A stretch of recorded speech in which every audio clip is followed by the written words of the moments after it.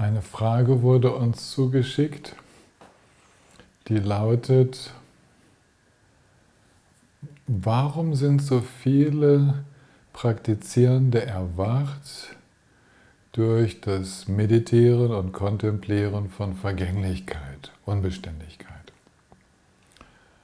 Also erstmal steckt da eine Behauptung drin. Da ist ja eine Behauptung, es seien schon viele dadurch erwacht, und tatsächlich gibt es viele Berichte von Praktizierenden, die, wenn man sie fragt, was sie eigentlich meditieren, kontemplieren, dann sagen sie eigentlich einfach nur die Vergänglichkeit, die Unbeständigkeit. Und ich möchte direkt ein neues Wort dafür einführen.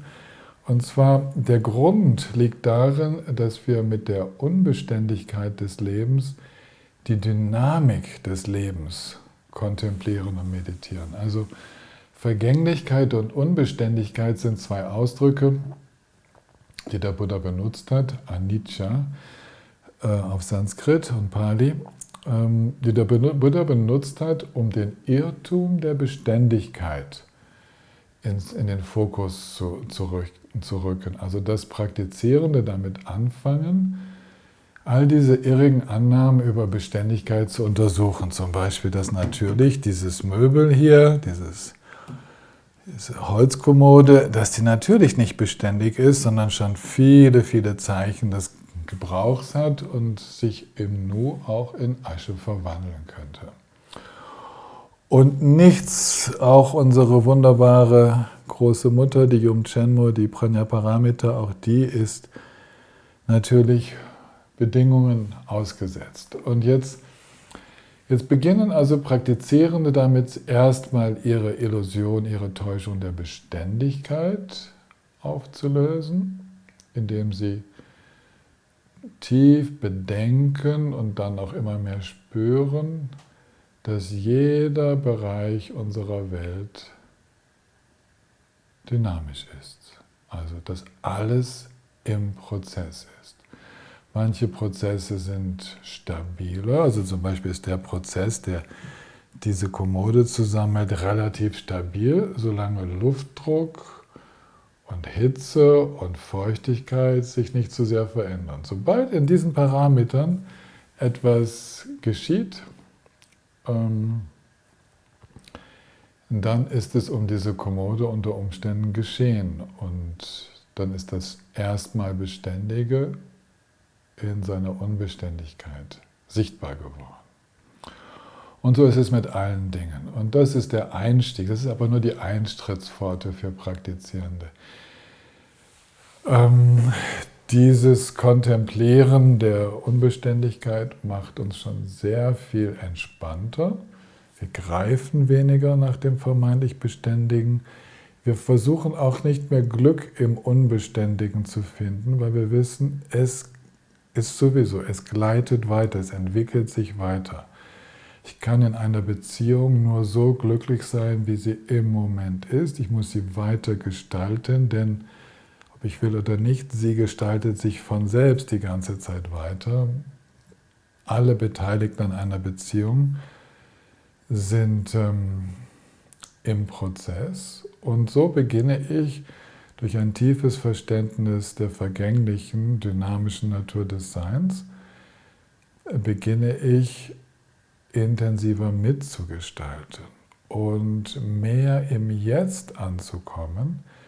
Denn die Erfahrung jetzt gerade, die ist absolut einzigartig. Dieser Moment, wo jetzt gerade für mich, wo ich diese Aufnahme mache, und der Moment, wo du diese Aufnahme gerade siehst und hörst, dieser Moment, auch wenn sie zeitversetzt sind, dieses jeweilige Jetzt ist einzigartig. Es wird sich nie wiederholen. Selbst wenn wir den Film ein zweites und drittes Mal schauen, ist es jedes Mal eine etwas andere Situation, ein etwas anderes Erleben. Und so öffnet die Meditation auf die dynamische Natur des Seins, öffnet einen direkten Zugang ins Sein selbst. Also wir kommen stärker an, in diesem berühmten Hier und Jetzt, von dem alle sprechen, in diese Erfahrung, jetzt so hier zu sein. Und in dieser Erfahrung des Seins wird auch der Rest des vermeintlich Beständigen, dieses Gefühl von einem Ich untersucht. Das heißt, die Yogis und Yoginis wenden die Aufmerksamkeit nach innen, ob es dort irgendwo etwas Stabiles zu finden gibt. Irgendetwas, das wir unseren Wesenskern nennen könnten, ein beständiges Ich. Und alles, was sich da finden lässt, egal wie tief die Meditation ist immer lebendig. Es ist immer in Bewegung. Und so werden die Praktizierenden immer mehr eins mit dieser lebendigen Natur des Geistes, mit dem Leben selbst und erwachen aus der Täuschung von einem Mittelpunkt. Es ist kein Mittelpunkt in diesem dynamischen Geschehen zu finden. Sie erwachen aus der Täuschung, dass irgendetwas solide sei.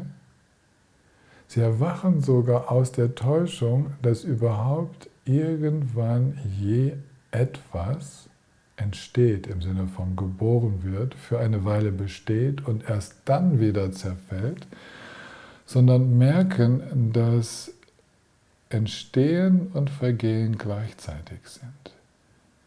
Dass der Prozess des Wandels, klar, von der einen Seite als Entstehen betrachtet werden kann und von der anderen Seite als Vergehen, aber dass eigentlich im Jetzt, in diesem Feld des Erlebens, man gar nicht sagen kann, dass etwas entsteht, sondern nur sagen kann, dass die nicht fassbare Erfahrung des Jetzt sich wandelt. Und das auch nur, wenn wir vergleichen. Das heißt, die Yogis, die aufhören zu vergleichen, Vergangenheit, Gegenwart und Zukunft, sondern in der nicht fassbaren Erfahrung des Jetzt ankommen, die treten damit in eine mittelpunktslose und zeitlose Dimension des Erlebens ein, die Erwachen genannt wird. Das ist dieses Sein, ohne dass sich ein Subjekt, also ein Ich, abtrennt von dem, was es erlebt, sondern das Erleben ist geeint, ohne eine künstliche Trennung zu erzeugen. Von daher können wir sagen, dass tatsächlich eine tiefe Meditation, ein tiefes Gewahrsein der Unbeständigkeit dazu führt, dass wir mehr und mehr im Sein aufgehen und dass dieser Gewahrseinsstrom dann tatsächlich auch das So-Sein erfährt, ohne dass es dadurch beschreibbar wird. Es ist keine Distanz vorhanden, es ist kein Beobachten da und niemand, der sagt, ich bin erwacht, sondern es ist natürliches Sein, es ist einfach so Sein. Und das haben wir alles dem zu verdanken, dass wir uns der dynamischen Natur des Seins geöffnet haben und die Illusionen von Beständigkeit aufgelöst haben.